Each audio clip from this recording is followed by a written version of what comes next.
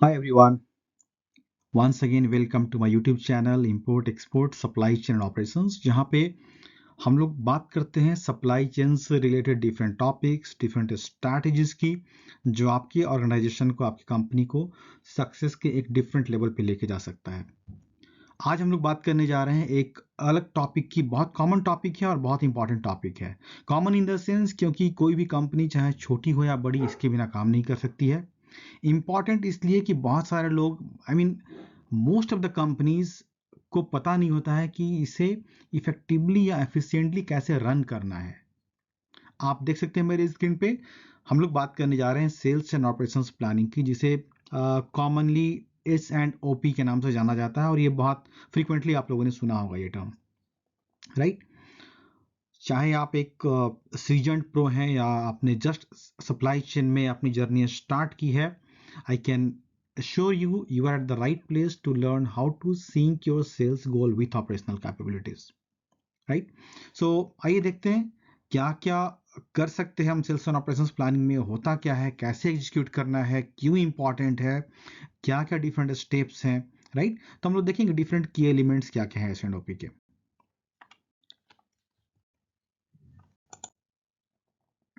So basically sales and operations planning क्या है? अगर मैं इसको डिफाइन करूं तो एक सिंपल प्रोसेस है जो अलाइन करता है सेल्स, फाइनेंस, ऑपरेशंस और सप्लाई चेन को। बोल सकते हैं कि ये एक कोलैबोरेटिव प्रोसेस है जो कि सप्लाई और डिमांड को बैलेंस करने में हेल्प करता है। और अगर आपका सप्लाई और डिमांड बैलेंस हो गया तो डेफिनेटली आपका बिजनेस ऑब्जेक्टिव मीट होगा, राइट। कस्टमर सेटिस्फैक्शन लेवल बढ़ेगा, आपके कंपनी की ग्रोथ होगी एंड हर एक कंपनी को उसी की रिक्वायरमेंट होती है। S&OP बेसिकली प्रॉफिटेबिलिटी कंपनी का इंश्योर करता है by coordinating different business units across business units. मतलब एक कंपनी में अलग अलग डिपार्टमेंट होते हैं, supply chain, sales and operations, marketing, finance, accounting, ये सब के साथ एक कोऑर्डिनेशन डेवलप करता है। अगर मैं बोलूं कि कौन सी कंपनी है जो S&OP रन करती है, सिंपल आंसर है कोई भी ऐसी कंपनी नहीं है जो विदाउट S&OP काम करती है। क्वेश्चन है कितना इफेक्टिवली और कितना एफिशिएंटली रन कर सकते हैं। चाहे वो एक पान का दुकान वाला हो, चाहे आपका एक छोटा सा किराना शॉप हो, या कोई बहुत बड़ी कंपनी हो, कोई MNC कंपनी हो जो 25 डिफरेंट कंट्रीज में काम कर रही है, कोई भी कंपनी S&OP के बगैर नहीं काम कर सकती है। बिकॉज आप सेल्स की प्लानिंग करते हैं, ऑपरेशंस की प्लानिंग करते हैं, और ये दोनों बैकबोन है S&OP के। कितने अच्छे से प्लानिंग करना है, क्या तरीके से करना है, वो आज हम सीखने जा रहे हैं, राइट। अब अगर आप अपने कंपनी के, चाहे आप कंपनी में आपने अभी रिसेंटली ज्वाइन किया हो, या आप किसी प्रोजेक्ट पे काम कर रहे हो, या आप किसी कंपनी में बहुत दिन से काम कर रहे हो, कुछ चीज़ें बहुत कॉमनली दिखेंगी आपको। पेंडिंग ऑर्डर्स रहेंगे, बैक ऑर्डर्स रहेंगे, इन्वेंट्री लेवल हाई रहेगा जिसके ऊपर बराबर डिस्कशन होता है हर एक मीटिंग में। अनएक्सपेक्टेड ऑर्डर्स आएगा सेल्स टीम से जिसके लिए हमेशा रजिस्टेंस रहता है, because it's not expected, so supply chain is not prepared. Orders में लास्ट मोमेंट में चेंज होते हैं, कुछ शिपमेंट का डिले होता है। इन सब चीज़ों से जो कस्टमर्स का सेटिस्फैक्शन लेवल होता है वो नीचे चला जाता है। मतलब आपके कस्टमर्स डिससेटिस्फाइड हो जाते हैं। मीटिंग में क्या होता है, इन सब चीज़ों को लेकर फिंगर पॉइंटिंग चलते रहती है, राइट। हम बिजनेस प्लान पूरा नहीं कर पाते हैं, एक दूसरे के ऊपर फिंगर पॉइंटिंग करते हैं, ब्लेम गेम शुरू हो जाता है। आपने राइट टाइम पे फोरकास्ट नहीं दिया इसलिए हम सप्लाई नहीं कर सके। अगर इसको दूसरी तरह की इस तरीके से देखें तो आपने सप्लाई नहीं किया इसलिए हमने सेल नहीं किया। तो ये वाला जो ब्लेम गेम है ये बराबर चलते रहता है। अल्टीमेटली लॉस किसकी होती है, कंपनी की। सॉल्यूशन सिंपल है, मैंने पहले ही बोला, आप बैलेंस कर लीजिए डिमांड और सप्लाई को, ये सारे प्रॉब्लम रिजॉल्व हो जाएंगे। कैसे करना है, कहाँ पे ये बैलेंस मेंटेन करना है?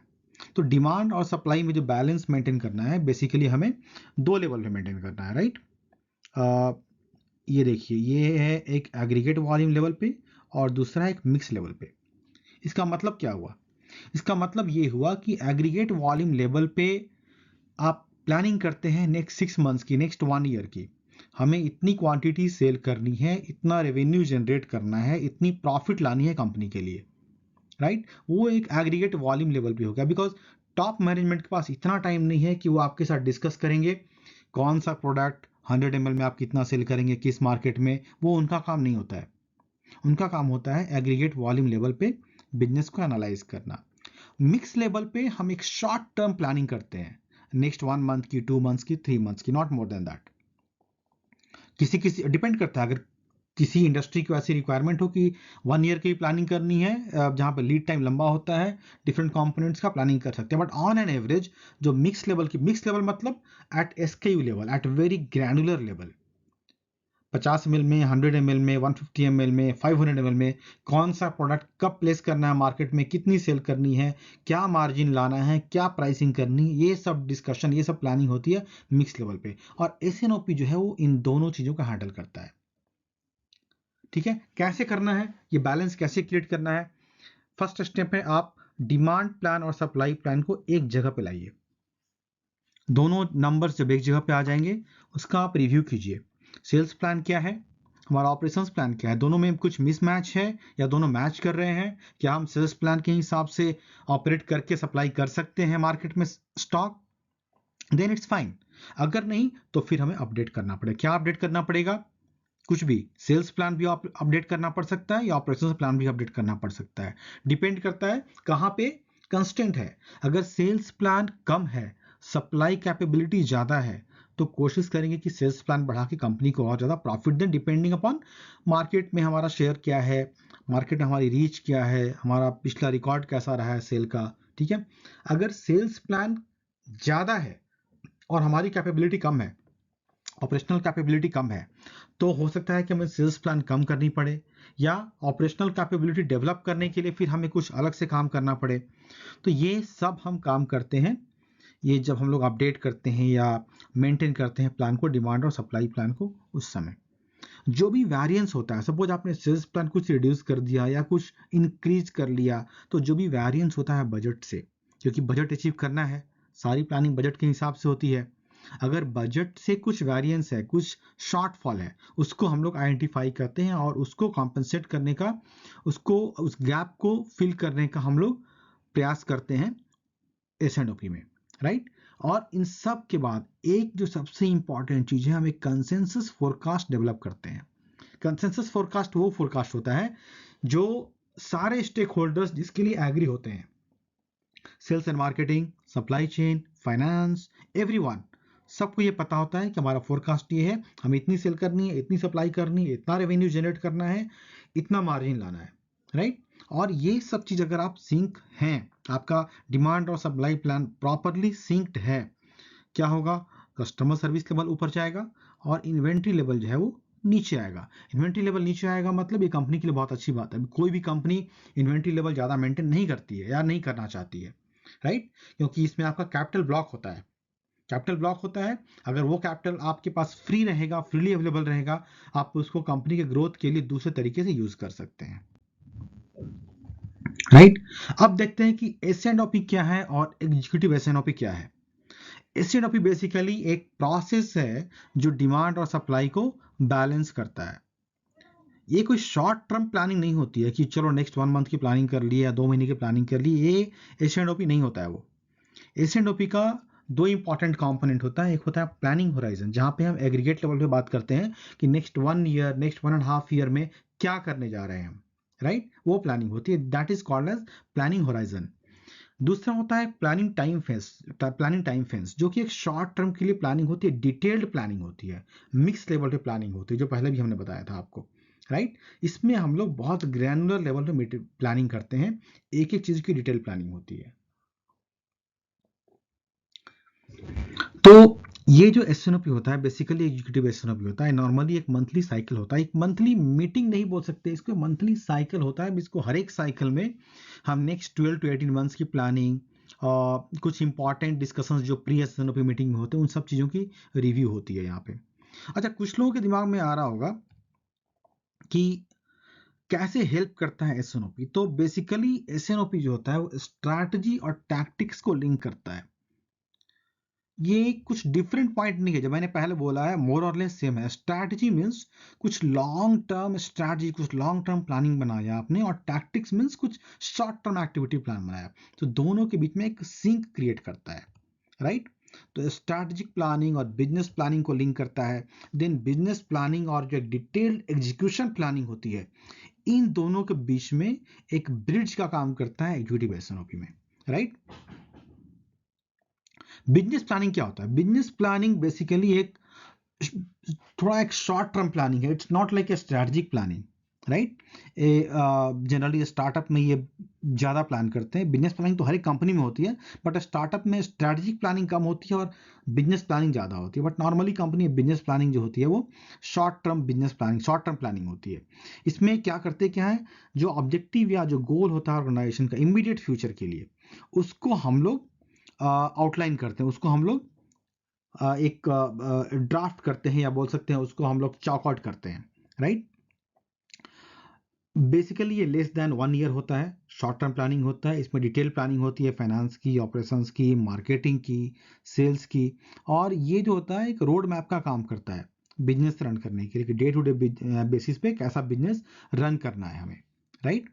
अब स्ट्रैटेजिक प्लानिंग की बात करें तो स्ट्रैटेजिक प्लानिंग मैंने बताया कि एक लॉन्ग टर्म प्रोसेस होता है जो फोकस करता है कि ओवरऑल डायरेक्शन क्या होना चाहिए ऑर्गेनाइजेशन का, कंपनी का विजन क्या होना चाहिए, मिशन क्या होनी चाहिए, लॉन्ग टर्म गोल क्या होनी चाहिए, राइट। तो ये एक हेल्प करता है कंपनी को एक यूनिक पोजीशन मार्केट में डेवलप करने के लिए, इसका कॉम्पिटिटिव एडवांटेज डेवलप करने के लिए, राइट। तो अगले 3 से 5 साल तक की क्या प्लानिंग होनी चाहिए वो हम करते हैं स्ट्रैटेजी में, ओके। अब ये जो क्वेश्चन है कि क्या एसएनओपी इंपॉर्टेंट है, तो मेरे हिसाब से तो ये कोई क्वेश्चन बनता ही नहीं। एसएनओपी बहुत इंपॉर्टेंट है, क्वेश्चन इसकी क्यों इंपॉर्टेंट है। तो आपको ये पता है आज का मार्केट जो है बहुत फास्ट पेस्ड है, कस्टमर के पास वेटिंग टाइम नहीं है। अगर आपने स्विगी में, जोमेटो में या किसी भी ऑनलाइन फूड ऑर्डर प्लेटफॉर्म पे आपने फूड ऑर्डर किया है, और अगर आपको 22 मिनट्स एस्टिमेटेड टाइम से 23-24 मिनट्स होता है, then you get impatient, right. 2 minute late हो गया, 3 मिनट लेट हो गया। आप सेम सिचुएशन इमेजिन कर सकते हैं अलग अलग इंडस्ट्रीज में। कस्टमर्स के पास टाइम नहीं है, अगर आप कस्टमर्स को मार्केट में राइट टाइम पे स्टॉक अवेलेबल नहीं करा सकते हैं, वो दूसरा ऑप्शन अवेलेबल है उसके पास, वो दूसरे आपके कॉम्पिटिटर के पास जाएगा। सो बहुत इंपॉर्टेंट है कि मार्केट में राइट टाइम पे राइट स्टॉक प्लेस किया जाए, राइट। और इसके लिए प्रोएक्टिव होना ज़्यादा जरूरी है रादर देन कि आप रिएक्टिव हो। आपको प्रोएक्टिवली काम करना पड़ेगा। आपको, आपके लिए फोरकास्टिंग बहुत इंपॉर्टेंट होती है। फोरकास्टिंग, प्रिसाइज फोरकास्टिंग, बहुत एक्यूरेट फोरकास्टिंग की जरूरत होती है, राइट। साथ ही साथ आपका सप्लाई चेन बहुत एडेप्टेबल होना चाहिए, बहुत एजाइल होना चाहिए। तो एसएनओपी क्यों इंपॉर्टेंट है? देखिए, पहले तो ये है कि ये आपकी कंपनी को प्रॉफिटेबिलिटी देता है, प्रॉफिटेबिलिटी बढ़ाता है, राइट। सप्लाई चेन के लिए बेटर विजिबिलिटी देता है सेल्स एंड मार्केटिंग टीम को, फाइनेंस को। मार्केट में जो चेंजेस आने वाले हैं, जो हम स्टडी करते हैं नेक्स्ट 12 to 18 मंथ्स का, तो एक बेटर इंसाइट देता है मार्केट चेंज के लिए। और अगर मार्केट चेंज के लिए हमें बेटर इंसाइट पहले से अवेलेबल है, तो हम अपने आप को पोजिशन कर सकते हैं उसी हिसाब से। कस्टमर सर्विस इंप्रूव करेगा, मार्केट में आपके प्रोडक्ट की एडेप्टेबिलिटी को इंप्रूव करेगा, राइट। मार्केट में आपकी एडेप्टेबिलिटी को इंक्रीज करेगा तो आपके प्रोडक्ट का सेल ज़्यादा होगा, रेवेन्यू ज़्यादा जनरेट करेंगे आप, मार्जिन ज़्यादा दे सकते हैं आप कंपनी को, फोरकास्ट एक्यूरेसी बढ़ेगी आपकी, राइट। इन्वेंट्री कॉस्ट कम होगा बिकॉज आपका इन्वेंट्री लेवल डाउन हो रहा है। अगर इन्वेंट्री लेवल डाउन हो रहा है देन आपका जो कैपेक्स ब्लॉक हो रहा है उसको आप कहीं और यूज कर सकते हैं to have better profit in some other venture or some other areas, right। और सबसे इंपॉर्टेंट बात है कि ये top to down management control होता है। तो यहाँ पे एक्सेप्टेबिलिटी जो होती है प्लान की वो बढ़ जाती है, राइट। डाउन द लाइन लोग इसको बेटर तरीके से एक्सेप्ट करते हैं। अभी हम लोग देखेंगे क्या क्या स्टेप्स होते हैं एसएनओपी में। सो पहला स्टेप जो है that is predictive analysis. Predictive analysis nothing but forecasting, right. आप इसमें डाटा गैदर करते हैं पास्ट सेल्स का, देन उसके ऊपर आप फोरकास्ट क्रिएट करते हैं फ्यूचर सेल्स के लिए, राइट। जितने भी इंटरनल एक्सटर्नल फैक्टर्स होते हैं जो सेल्स पे इंपैक्ट डाल सकते हैं उसको आप एनालाइज करते हैं, मार्केट ट्रेंड्स देखते हैं, कंपटीशन देखते हैं, आपकी अपनी प्लानिंग क्या है, प्रोडक्ट प्रमोशन की जो प्लानिंग होती है, जो स्ट्रैटेजी है, उसको आप ध्यान में रखते हुए फोरकास्टिंग करते हैं, राइट। देन आप करते हैं क्या, डिमांड प्लानिंग करते हैं। डिमांड प्लानिंग में क्या होता है, बेसिकली डिमांड प्लानिंग एक क्रॉस फंक्शनल कोलैबोरेशन बड़ा इंपॉर्टेंट होता है, राइट। डिमांड प्लानिंग में यहाँ पे फोरकास्ट का रिव्यू किया जाता है, उसमें एडजस्टमेंट की जाती है, कैसे इन्वेंट्री अवेलेबल कराया जाएगा, अगर इन्वेंट्री अवेलेबल नहीं है उतना तो सेल्स प्लान में कुछ ट्विकिंग करनी है, वो सब हम डिमांड प्लानिंग में करते हैं, राइट। देन आता है सप्लाई प्लानिंग। सप्लाई प्लानिंग क्या है, सप्लाई प्लानिंग में बेसिकली जो फाइनेंस से रिप्रेजेंटेटिव्स होते हैं, जो सप्लाई चेन से होते हैं, ऑपरेशन से होते हैं, जो मटेरियल प्रोवाइड करवाते हैं, ये सब लोग इकट्ठे होते हैं और जो ऑपरेशनल कैपेसिटी होती है उसको इवेलुएट करते हैं, जो रिसोर्सेज हैं, जो प्लांट की रिसोर्सेज, जो मैन्युफैक्चरिंग कैपेसिटी है, उसको एनालाइज करते हैं और देन उसके हिसाब से सप्लाई की प्लानिंग की जाती है, right. Manufacturing capabilities, distribution needs, इन सब चीज़ों को देखते हुए उसके बाद आता है चौथा नंबर आता है प्री एसएनओपी मीटिंग की। प्री एसएनओपी मीटिंग क्या होता है, बेसिकली एग्जीक्यूटिव मीटिंग के पहले एक प्री एसएनओपी मीटिंग बुलाया जाता है, उसमें सारे data, forecast plan, supply plan, ये सब चीज़ को रिव्यू किया जाता है, राइट।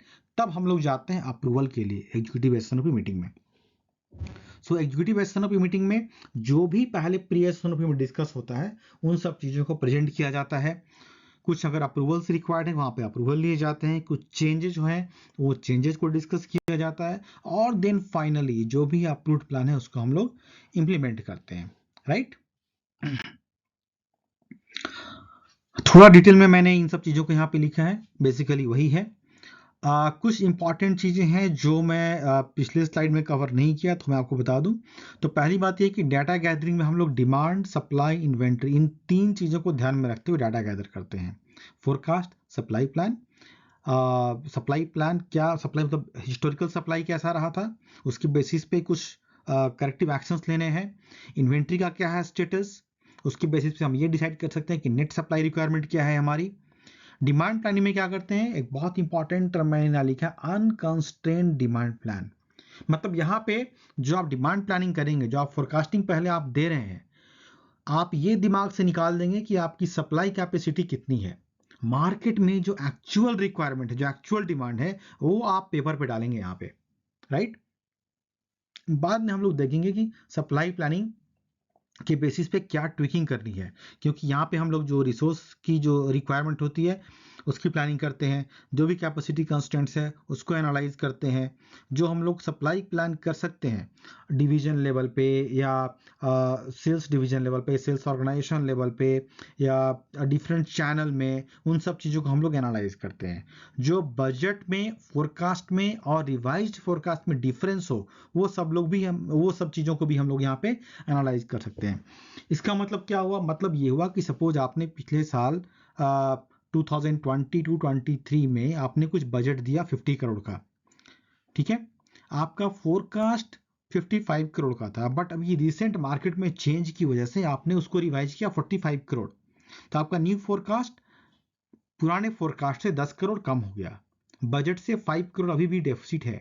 हम लोग इसको कैसे कॉम्पनसेट करेंगे, इन सब चीज़ों को डिस्कस करते हैं हम लोग सप्लाई प्लानिंग में, राइट।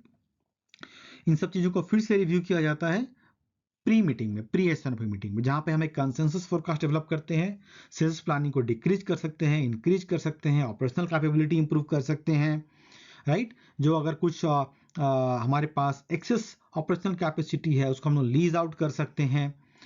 एग्जीक्यूटिव मीटिंग के लिए क्या क्या, एग्जीक्यूटिव मीटिंग में जो हम लोग अप्रूवल के लिए कुछ पॉइंट्स रखते हैं, जो एजेंडा तय करेंगे, जो कुछ रिकमेंडेशंस है, उन सब चीज़ों को डिस्कस करते हैं।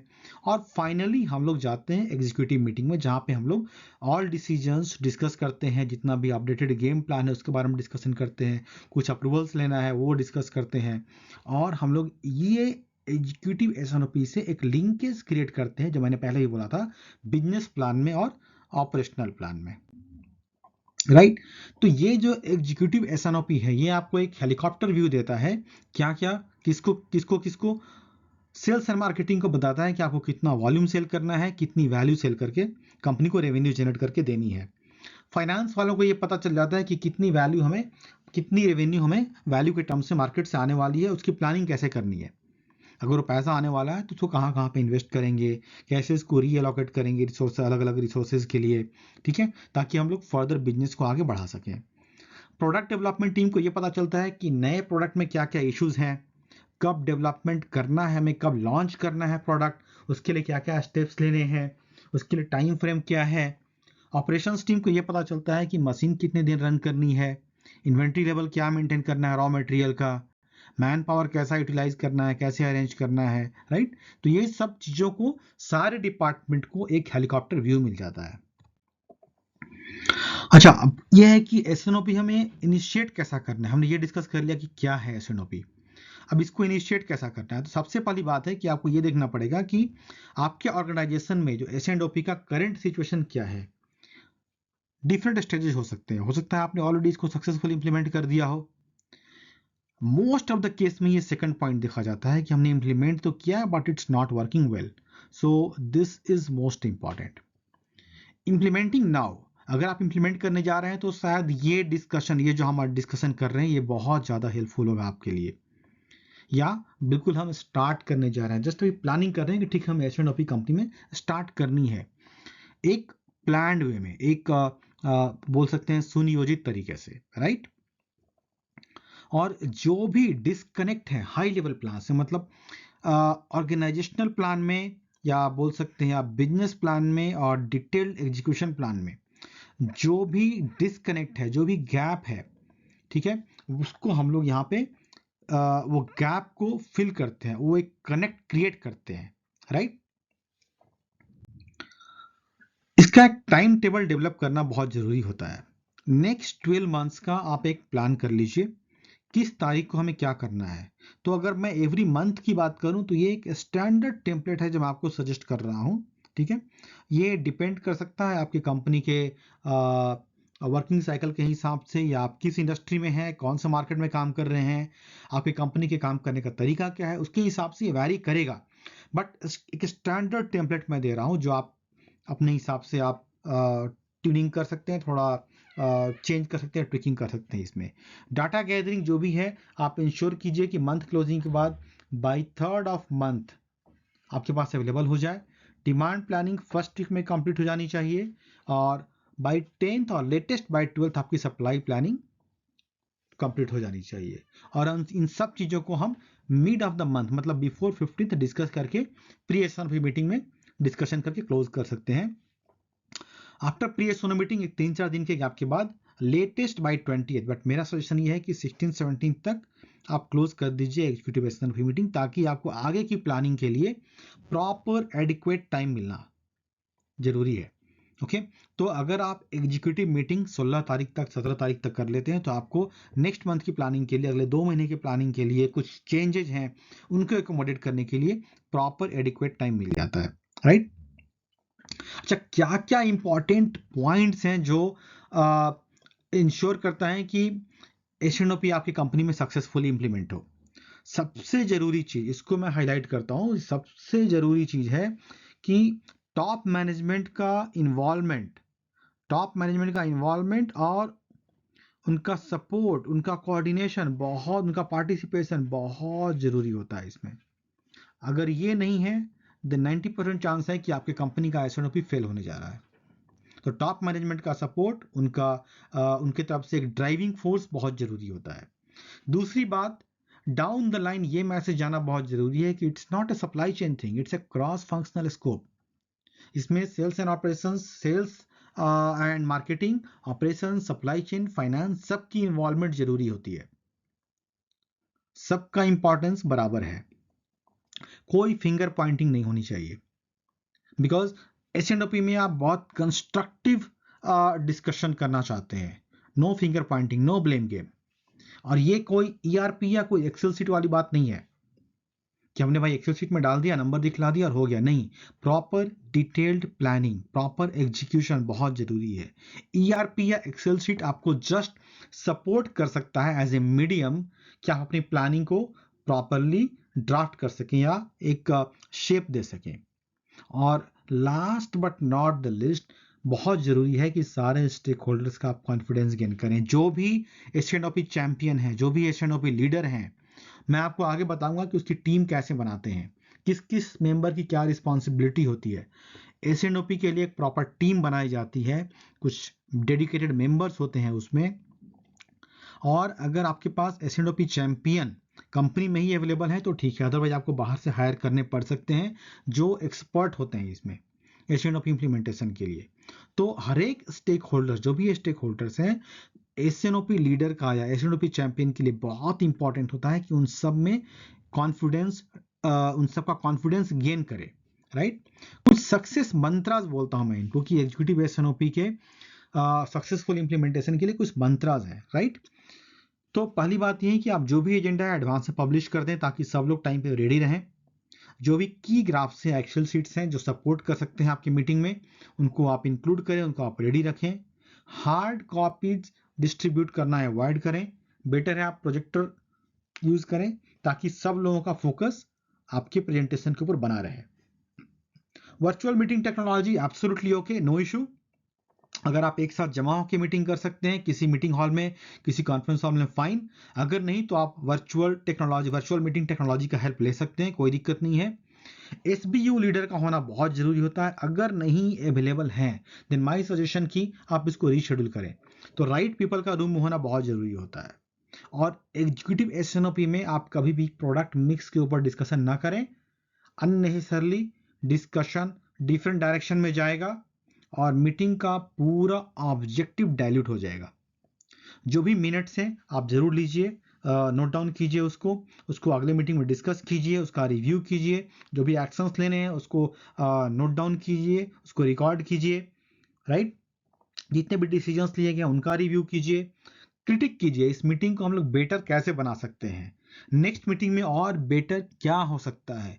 Because supply chain always talks about continuous improvement, S N O P always talks about continuous improvement. तो उन सब चीज़ों के बारे में डिस्कस करना बहुत जरूरी होता है, राइट।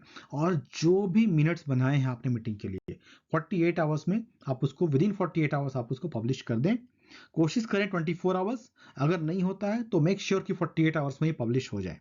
अगले 12 मंथ का मीटिंग आप एडवांस में शेड्यूल करके रखें ताकि लोग अपनी ट्रैवल प्लानिंग, अपनी हॉलिडे प्लानिंग उसी हिसाब से एडजस्ट कर सकें। क्या अवॉइड करना है ये तो हमने देख लिया कि डूज क्या, डोंट्स क्या, वो भी देख लेते हैं। तो पहली बात अवॉइड करनी है कि एग्जीक्यूटिव ओनरशिप का लैक नहीं होना चाहिए, मतलब टॉप मैनेजमेंट की इन्वॉल्वमेंट बहुत जरूरी है। मैं बार बार इसको रिपीट कर रहा हूं, टॉप मैनेजमेंट की इन्वॉल्वमेंट बहुत जरूरी है। ठीक, अगर कोलैबोरेशन इनसफिशिएंट है, व्हाट डज इट मीन, मतलब एक क्रॉस फंक्शनल कोलैबोरेशन बहुत जरूरी होती है इसके लिए। अगर टीम वर्क नहीं है अलग अलग डिपार्टमेंट्स के बीच में, सेल्स, ऑपरेशंस, फाइनेंस के बीच में, तो जो भी कंपनी का ऑब्जेक्टिव होती है, जो भी एसएनओपी का ऑब्जेक्टिव होता है, मिस अलाइंड हो जाता है, तो इसका पूरा पर्पस डाइल्यूट हो जाता है। प्रॉपर ट्रेनिंग बहुत जरूरी होती है एसएनओपी के लिए। तो एसएनओपी जब भी आप इंप्लीमेंट करते हैं उसके पहले, जब फर्स्ट 6 मंथ में जब हम इंप्लीमेंटेशन फेज में होते हैं, तो इसके लिए प्रॉपर ट्रेनिंग दी जाती है हर एक मेंबर्स को, उनके रोल के बारे में, उनकी रिस्पॉन्सिबिलिटी के बारे में, क्या डिस्कशन होने वाला है, कैसे इसको आगे लेकर जाना है, उन सब चीज़ों के बारे में हम डिस्कशन करते हैं। पुअर डाटा एनालिसिस, यस, अगर आपके पास डाटा प्रॉपर नहीं होगा आपकी डिस्कशन सही नहीं हो सकती, बिकॉज अगर एनालिसिस सही नहीं होगा आप डिसीजन सही नहीं ले सकते हैं उसका प्रॉपर। आप मैं बोल सकता हूं कि आप उसको डिकोड नहीं कर सकते नंबर को, नंबर्स के पीछे की स्टोरी आप सही तरीके से नहीं बता सकते हैं टीम को, राइट। क्लियर स्ट्रैटेजी होनी बहुत जरूरी है एसएनओपी में। अगर आपके पास एक प्रॉपर केपीआई डिफाइंड नहीं है, प्रॉपर स्ट्रैटेजी नहीं है, तो उसके बिना आप एसएनओपी रन नहीं कर सकते हैं। Okay, not planning for the long term, because SNOP always talks about long term planning. तो अगर आप लॉन्ग टर्म प्लानिंग नहीं कर रहे हैं तो better don't do SNOP. Failing to benchmark, benchmarking बहुत जरूरी है। Benchmarking in the sense, sorry, benchmarking in the sense आप एक केपीआई बनाते हैं, हर एक एक्टिविटी के लिए एक केपीआई होती है। लाइक मैं आपको एक एग्जांपल देता हूं, अगर आप सप्लाई की बात करते हैं, फिल रेट की परसेंटेज कितनी होनी चाहिए। फोरकास्टिंग की बात करेंगे, फोरकास्ट एक्यूरेसी कितनी होनी चाहिए, क्या हम उस लेवल पे हैं। अचीवमेंट परसेंटेज कितनी होनी चाहिए, लीड टाइम क्या होना चाहिए, राइट। दो अलग अलग एक्टिविटीज के लिए अलग अलग बेंचमार्क बनाने पड़ेंगे आपको। की परफॉर्मेंस इंडिकेटर्स की बात कर रहा हूं मैं। ओके, लैक ऑफ डॉक्यूमेंटेशन नहीं होनी चाहिए, जो भी आप डिस्कशन कर रहे हैं प्रॉपर डॉक्यूमेंट होनी चाहिए, उसके ऊपर रिव्यू होना चाहिए, उसके आगे ताकि हम उसको डिस्कस करके और उसके आगे डेवलप कर सकें अपने आप को। अच्छा, कौन कौन से पार्टिसिपेंट होने चाहिए एग्जीक्यूटिव मीटिंग में? तो ये जो ये वाला जो पोर्शन, ये तो एसेंशियल है, ये तो होने ही चाहिए। SBU leader, sales head, marketing head, logistic head, operations head, product development head, finance head, तो इतने तो होने ही चाहिए। बट अगर ये वाले लिस्ट के लोग भी अवेलेबल हैं, then they will add some value. Finance controller, जो मास्टर शेड्यूलर हैं वो, ठीक है, plant manager, product development manager, product manager, purchase manager, ये सब लोग भी अगर अवेलेबल हों तो वो भी वैल्यू ऐड करेंगे। आगे हम लोग बात करेंगे कि एग्जीक्यूटिव एसओपी कैसे करना है। इसके लिए बहुत सारे स्टेप्स हैं, कुछ डिफाइंड स्टेप्स हैं, कुछ अपने हिसाब से, अपने इंडस्ट्री के हिसाब से, अपनी कंपनी के हिसाब से, अपनी कंपनी पॉलिसी के हिसाब से आप ट्विकिंग कर सकते हैं। कौन कौन से इंफॉर्मेशन कैप्चर करने हैं, एजेंडा क्या होना चाहिए मीटिंग का, राइट? तो ये सब चीज़ें हम डिस्कस करते हैं। फाइन, देन आगे डिस्कस करेंगे इन सब चीज़ों के बारे में। नेक्स्ट वीडियो में मैं फिर लेकर आऊँगा। और मैं बार बार रिपीट कर रहा हूँ, एसएनओपी एक सिंपल, एक जस्ट एक प्रोसेस नहीं है, ये एक पाथवे है ताकि आप अपने बिजनेस का एक बिजनेस में एक कुछ सक्सेस अचीव कर सकें, कुछ बिजनेस को एक नेक्स्ट लेवल पे आप जा सके, राइट? ये एक स्ट्रैटेजिक टूल है, जो आप इसको इफेक्टिवली यूज करते हैं तो आपके पूरे बिजनेस को ट्रांसफॉर्म कर देता है ये। अगर आपको ये वीडियो अच्छा लगा तो लाइक करें, शेयर करें, सब्सक्राइब करें ताकि दूसरे लोग इसका बेनिफिट उठा सकें। अंटिल नेक्स्ट टाइम, प्लानिंग करते रहें और stay ahead of the curve, just stay ahead of the curve. Good bye, thanks and जय हिंद।